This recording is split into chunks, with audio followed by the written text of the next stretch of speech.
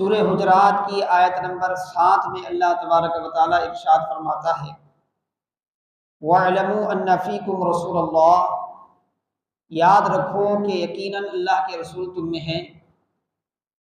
صحابہ سے مخاطب ہو کر اللہ تبارک و تعالیٰ فرماتا ہے کہ یاد رکھو کہ تم میں اللہ کے رسول ہیں۔ لو یطیعکم فی کثیر من الامر، لو یطیعکم فی کثیر من الامر، بہت سے معاملات میں اگر وہ تمہاری سنیں، تمہارے مشوروں پر عمل کرے، تمہاری بات پر عمل کرے، لعنتم، تم مشقت میں پڑ جاؤ گے۔ کیونکہ انسان کا علم ناقص ہے، اللہ کا علم کامل ہے، اللہ ہر شے کو جاننے والا ہے۔ انسان صرف اپنے سامنے کی چیز کو دیکھ کر فیصلہ کرتا ہے، جبکہ رب کائنات کو ہر شے کا پتہ ہے، ہر چیز معلوم ہے۔ اسی لیے رب کا جو فیصلہ ہوتا ہے وہ انسان کے حق میں انسان کے اپنے فیصلے سے بھی زیادہ بہتر ہوتا ہے، زیادہ بہتر ہوتا ہے۔ اس کے بعد ایمان کی عظمت اور صحابہ کا ایمانی مقام اور منزلت کیا ہے، اس کو ذکر کرتے ہوئے اللہ تعالیٰ نے فرمایا وَلَٰكِنَّ اللَّهَ حَبَّبَ إِلَيْكُمُ الْإِيمَانَ، لیکن اللہ نے تمہارے نزدیک ایمان کو محبوب بنا دیا ہے، ایمان کو پیارا بنا دیا ہے۔ وَلَٰكِنَّ اللَّهَ حَبَّبَ إِلَيْكُمُ الْإِيمَانَ وَزَيَّنَهُ فِي قُلُوبِكُمْ، اور اس ایمان سے تمہارے دلوں کو مزین کر دیا ہے، اس ایمان سے تمہارے دلوں کو آراستہ کر دیا ہے۔ وَزَيَّنَهُ فِي قُلُوبِكُمْ وَكَرَّهَ إِلَيْكُمُ الْكُفْرَ وَالْفُسُوقَ وَالْعِصْيَانَ، اور اسی رب نے تمہارے نزدیک کفر کو، نافرمانی کو اور ہر قسم کے فسق کو، گناہ کو ناپسندیدہ کر دیا ہے۔ وَكَرَّهَ إِلَيْكُمُ الْكُفْرَ وَالْفُسُوقَ وَالْعِصْيَانَ أُولَٰئِكَ هُمُ الرَّاشِدُونَ، اور یہی بندے راہ راست پر ہیں،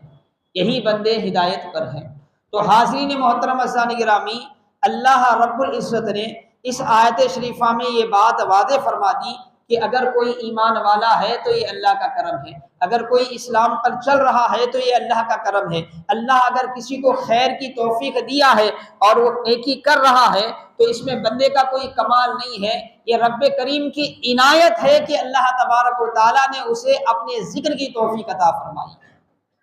اللہ تعالیٰ نے اسے اپنی عبادت کی توفیق عطا فرمائی۔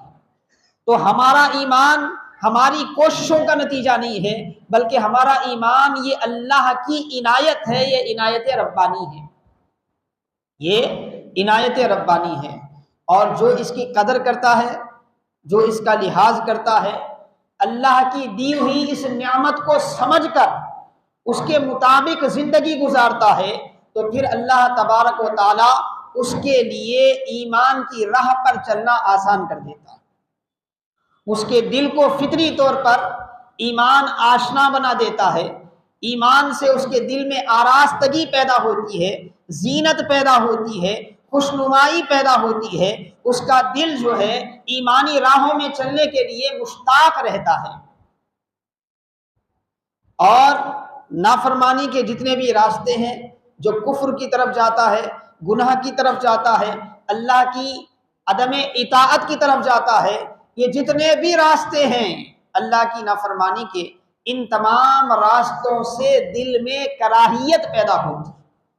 دل میں کراہیت پیدا ہوتی ہے، دل خود بخود ان سے نفرت کرنے لگ جاتا ہے، دل خود بخود ان کو ناپسند کرنے لگ جاتا ہے، دل خود بخود ان سے بھاگنے لگ جاتا ہے۔ تو حاضرین محترم عزیزان گرامی، جب بندہ ایمان کی قدر کرتا ہے، اللہ تبارک و تعالیٰ کی توفیق کی قدر کرتا ہے، تو اللہ تعالیٰ مزید اس کے لیے راہ قرب کی آسان کرتے چلا جاتا ہے، اور جتنا راہ قرب اس کے لیے آسان ہوتے جاتے ہیں اتنا زیادہ وہ بندہ ہدایت پر گامزن ہوتا ہے،